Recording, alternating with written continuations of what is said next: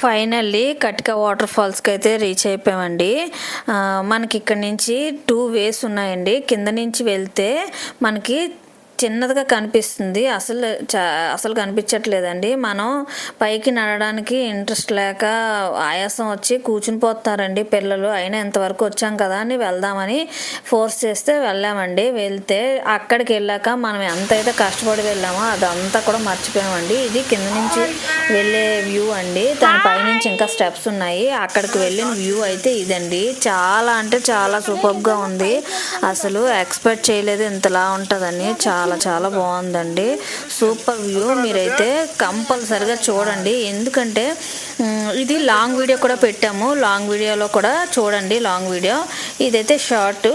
ఓకేనండి. ఇక్కడ పనస పళ్ళు అమ్ముతున్నారండి. ఒకటి 20 రూపీస్ అండి. పిల్లలు మార్నింగే పెట్టారు కదండి, మేము తీసుకున్నామండి. Bye bye.